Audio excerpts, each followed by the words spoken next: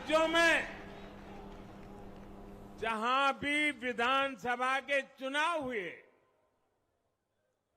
वहां पर एनडीए को भव्य विजय मिली है, चाहे वो अरुणाचल प्रदेश हो, आंध्र प्रदेश हो, उड़ीसा हो या फिर सिक्किम।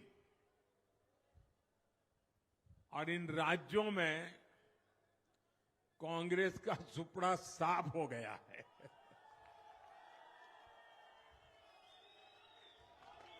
मेरे पास डिटेल तो नहीं है, लेकिन शायद उनको जमानत बचाना भी मुश्किल हो गया होगा।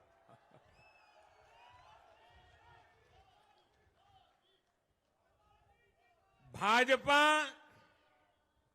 उड़ीसा में सरकार बनाने जा रही है और लोकसभा चुनाव में भी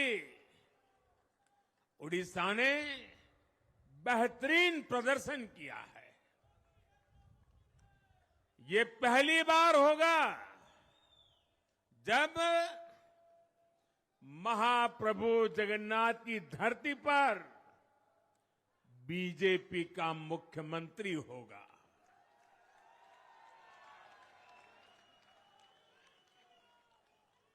बीजेपी ने केरला में भी सीट जीती है। हमारे केरल के कार्यकर्ताओं ने बहुत बलिदान दिए हैं। कई पीढ़ियों से वो संघर्ष भी करते रहे, जन सामान्य की सेवा भी करते रहे और पीढ़ियों से, मैं सालों से नहीं कह रहा हूं, पीढ़ियों से जिस क्षण का इंतजार किया वो आज सफलता को चूमने लगी।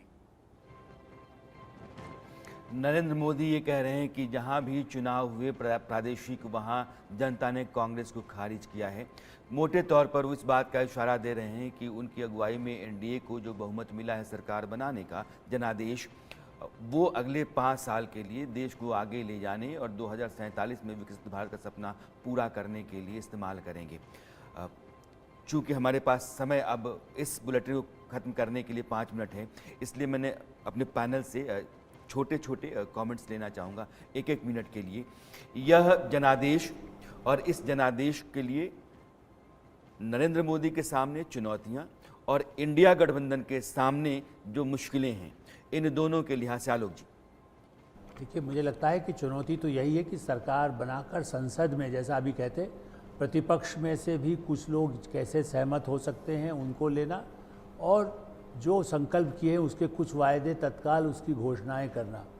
और इंडिया गठबंधन के लिए सबसे बड़ी चुनौती यही है कि वो अपने सब साथियों को साथ रखकर एकदम, यदि बिल्कुल लड़ाई के मूड में तो शुरू में तो रहेंगे, लेकिन कैसे वो सरकार के साथ सहयोग लेकर के करके रचनात्मक, कम से कम उससे पब्लिक में मैसेज जाएगा कि ये साथ में काम कर सकते हैं, ताकि आने वाले फिर चुनाव है, हरियाणा में चुनाव है, महाराष्ट्र में चुनाव है, और अगले साल फिर चुनाव है।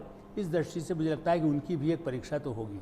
अरविंद जी, मुझे लग रहा है एक तो कोलिशन चलाना अपने आप में चुनौती सबसे बड़ी होगी, उसके बाद पार्टी के अंदर भी स्वर उठेंगे। और मेरा अंदाजा ये है कि शिवराज, वसुंधरा राजे और गडकरी, इन 3 लोगों पे नज़र रखने की ज़रूरत है। आज तो उनका कुछ ऐसा स्वर नहीं सुनाई पड़ा, लेकिन बहुत कम समय में इनकी तरफ से आवाज़ आने लगेगी। पंकज जी, देखिए, इसमें आरएसएस का रोल देखना बहुत ज़रूरी है, और आरएसएस अपना कोई कैंडिडेट लाती है या नहीं लाती, या क्या इस चीज़ को एक्सेप्ट करती है, इसके ऊपर बहुत कुछ निर्भर करता है। जैसे आपको याद होगा, उत्तर प्रदेश में मनोज सिन्हा को बनाने की एक टाइम पे मूव चला था, लेकिन आरएसएस ने अब योगी आदित्यनाथ का नाम करके उनको बनवा दिया था। तो ये काफ़ी मुश्किलें आएंगी। आरएसएस का रोल क्या होगा, इसको देखना बहुत ज़रूरी है।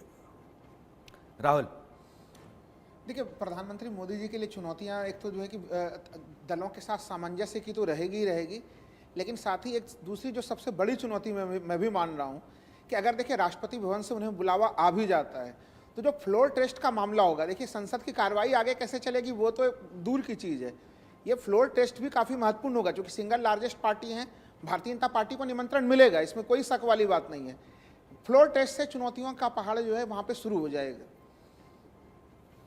ठीक है, नरेंद्र मोदी की अगुवाई में 291 सीटें हैं। उन्होंने कहा था कि 6 दशक के बाद हिंदुस्तान के इतिहास में ये दूसरी सरकार है पंडित नेहरू के बाद जो लगातार तीसरी बार सत्ता में आई है, उसको जनादेश मिला है। और नरेंद्र मोदी इसके लिए आप देखें कि मनमोहन सिंह की सरकार जब 10 साल चली, 2009 के चुनाव में 206 सीटों वाली कांग्रेस 2014 में 44 सीटों पर आकर सिमट गई।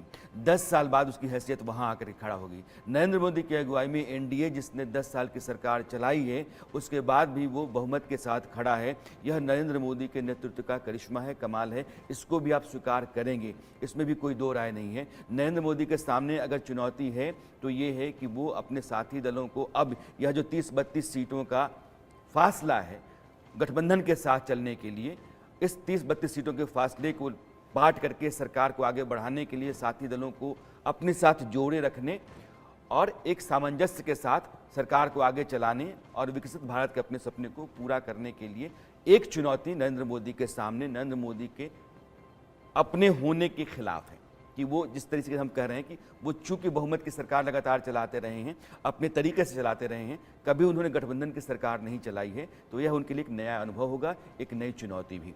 तो अब हमें दीजिए विदा, लेकिन जाते जाते 2 बड़ी बातें। कल इंडिया अलायंस की बैठक है और सुबह 11:30 बजे नरेंद्र मोदी सरकार की कैबिनेट की बैठक है। सियासत का दौर जारी है, सियासी जो सरगर्मी है वो तेज़ है और इस पर हमारी नज़र बनी हुई है। वक्त हो चला है एक ब्रेक का, ब्रेक के उस पार इंडिया न्यूज़ पर खबरों का सिलसिला जारी है। नमस्कार। Associate sponsor royal green test